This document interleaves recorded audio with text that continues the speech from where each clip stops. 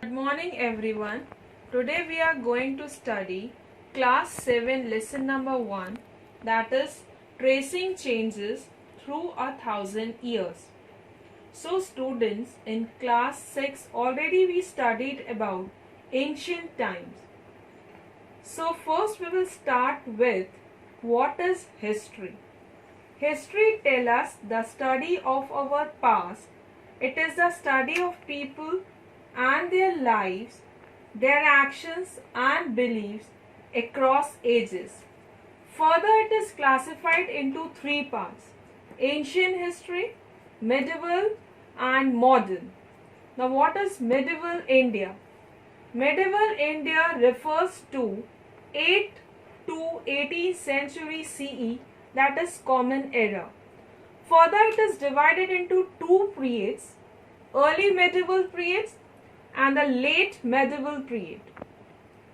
Early medieval period lasted from the 8th to the 13th century.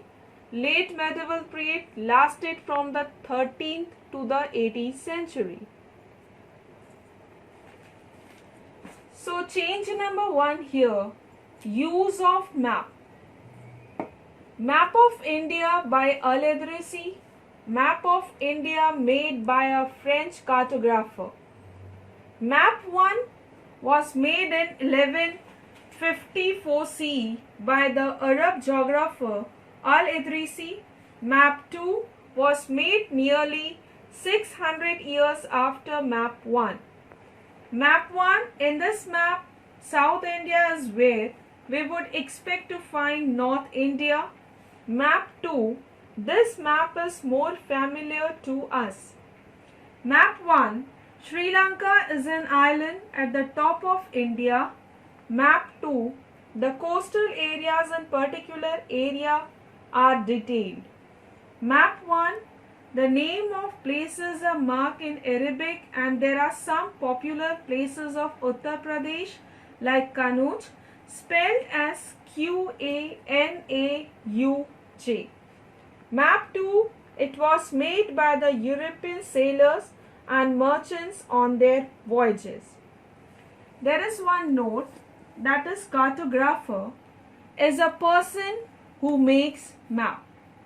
Now further we will take change number 2, that is new and old terminologies. The difference is not just with regard to grammar and vocabulary, the meanings of words also change over time. So first example we will take, in the 13th century, Minhaj-i-Siraj, a chronicler who wrote in Persian, used Hindustan in a political sense for lands that were a part of the dominance of the Delhi Sultan. Further, in the 13th century, Hindustan never included South India. It meant the areas of Punjab, Haryana and the lands between Ganga and Yamuna. Second example, in the 14th century, poet Amir used the word Hind for the culture and the people of Indus River. Third example, but in the early 16th century, Babur used Hindustan to describe the geography, the fauna and the culture of the inhabitants of the subcontinent. Last one, earlier the term Hindustan never carried the political and national meaning which we associate with it today, but now this term is used for nowadays India. Further example, term foreigner has changed the centuries. It is classified into two parts, past and present.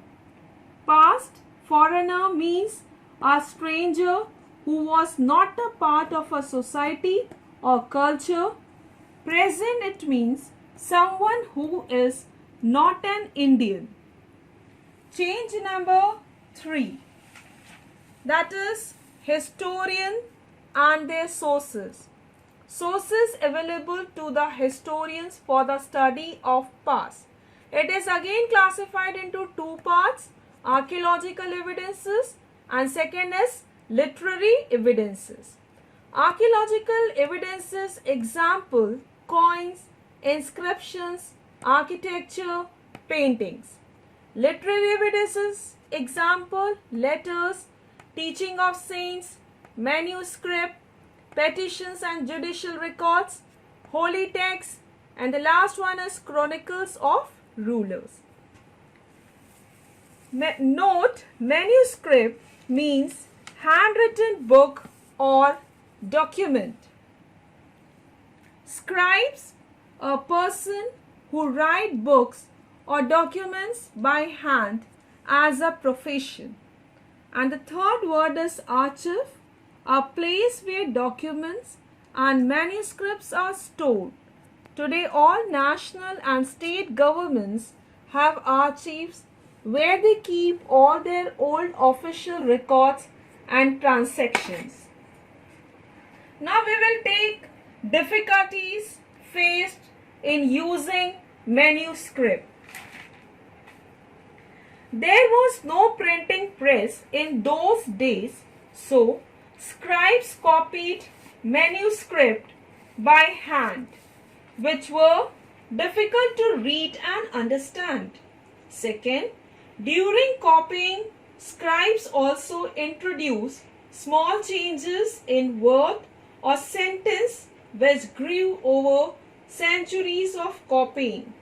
Third one, original manuscript of the authors rarely found today, so they are totally dependent upon the copies made by later scribes. Last one, historians have to read different manuscript versions of the same text to guess what the author had originally written. Now we will take use of paper for writing manuscript. Use of paper for writing manuscript. First one, manuscripts were collected by wealthy people, rulers, monasteries and temples. Second, they were placed in libraries and archives. Third, these manuscripts and documents provide a lot of information to historians. Fourth, but they are also difficult to use. Fifth, scribes copied manuscript by hand. Now we will take change number 4, that is new social and political groups. First point here, new technologies made their appearance like the Persian wheel in irrigation, the spinning wheel in weaving and firearms in combat. New foods and beverages like coffee, potatoes, corn, etc. Second, emergence of new group. Third, changes due to extension of agriculture. Fourth one, emergence of jatis. Remember that all these innovations, new technologies and crops came along with people who brought other ideas with them as well. Gradually, new social and political groups also started coming up in India. It is classified into like Rajputs, Sikhs, Ahoms, Jats, Kayasthas, Marathas. Rajput derived from the term Rajput, means son of a ruler. One group of people who became important in this period were the Rajputs, a name derived from Rajaputra, the son of a ruler. Now second, we will take jati, its meaning and functions. First point, jati or subcaste refer to grouping and ranking of people on the basis of their background and occupation. Second, ranks and status of jati kept changing at different areas and time periods based on the power, influence and resources controlled by the members of the jati. Third, jatis frame their own rules and regulations to manage the conduct of their members. Fourth, these regulations were enforced by an assembly of elders known as Jati Panchayat. And the last one is, jatis were also required to follow the rules of their villages. Now students, we will take change number 5, that is new region and empire. Change 5, new region and empire. An empire spanning diverse region. Pan-regional empire, for example, Chola's empire, Mughals empire, Tughlaq's empire and Khalji empire. Various regions had their distinct language and culture. They were also associated with specific ruling dynasties. Occasionally, dynasties like the Cholas, Khaljis, Tughlaqs and Mughals were able to build an pan-regional empire. Spanning diverse regions, not all these empires were equally stable or successful. Sixth change we will take, that is old and new religions. Religious development, it is classified into Hinduism. Importance of Brahmins grew. Idea of bhakti became popular. Temples were constructed by kings in the medieval period. And the last one is Islam. Islam again classified into 3 parts. It expected the sovereignty, one God, that is Allah. Islam was interpreted in 2 ways by Shia and Sunni Muslims. Muslims regarded Quran as their holy book.